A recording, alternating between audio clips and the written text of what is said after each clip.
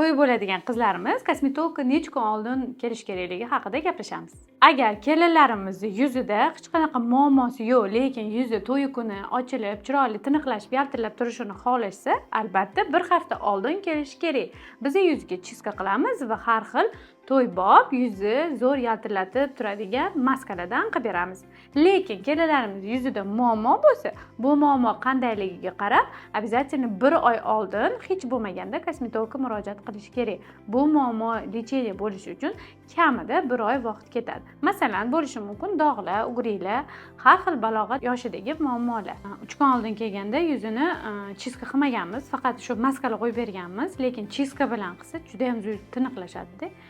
Lekin aynan chiska muolajasidan keyin o'zi 3-kunda har xil qizarish, travmalardan keyingi post tashlashlar kuzatiladi. Bu uni to'yiga to'g'ri kelib qoladi. Shuning uchun qilmaganmiz. O'shaning uchun yuzi tiniq qizlar bir hafta 10 kun oldin kelsa, ancha to'yigacha yaxshi bo'ladi. Lekin ugrilari bor qizda kelishadi, uje bir hafta qolganda uni uje bir haftada juda ham qisqa muddatda bu yo'q qilib tiniq qilish kerak. Shuning uchun kamida 1 oy oldin kelish kerak. Bu videoni yaqinda to'y bo'ladigan tanishlaringizga jo'natib qo'ying.